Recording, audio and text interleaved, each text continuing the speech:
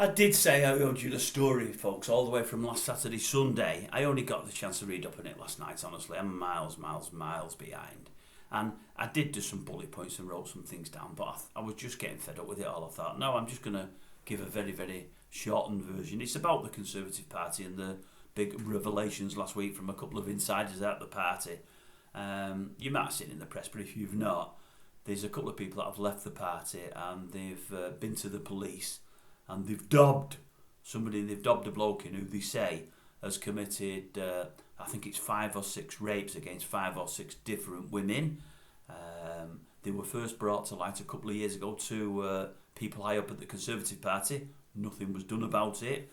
Anyway, these people have thought something needs doing and he's got away with too much. They're saying from when it was last brought up to now, he's sexually assaulted and raped other people, so they could have been stopped.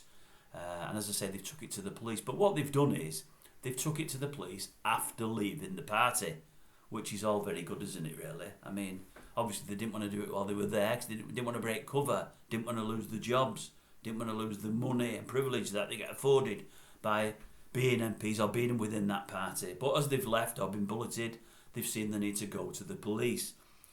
It's a big story. I don't know who it is, who the person is, but the police are supposedly looking into it. Many insiders within the party know all about it, as I say, and many have turned a blind eye.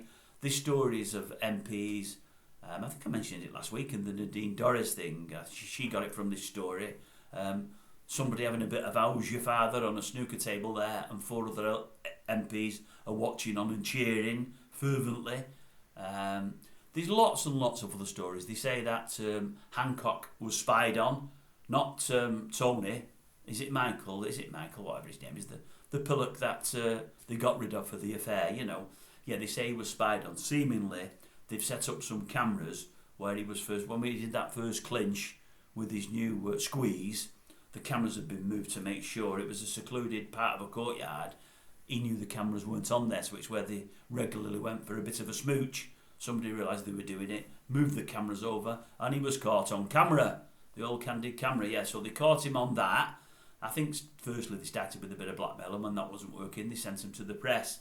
But yeah, there's more stories about party insiders that we don't know that are running things there. Lots of shady characters within the party, and a couple of people that are reporting from out of the party now about things that they've seen when within. Say it's a real cesspit, these sex parties, the lot going on. Oh, it's all going on there. It's all going on.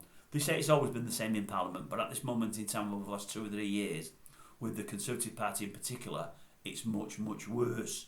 Whoever was writing this, I think said, or was that Nadine Dorries said, one of them said that Panorama or somebody now are looking into things, all the old shenanigans and going on within politics, but they're specifically targeting the Labour Party. They've got lots of stories from there, but they said that's only because not a lot of what's been happening in the Conservative Party has come to light, but now it's coming to light, so we'll probably get Panorama number 1, Labour Party, and 3 to 6 months down the line, they'll look into the Conservative Party and we'll get them as well, I would have thought. But it's unbelievable, folks, isn't it? These people are running the country.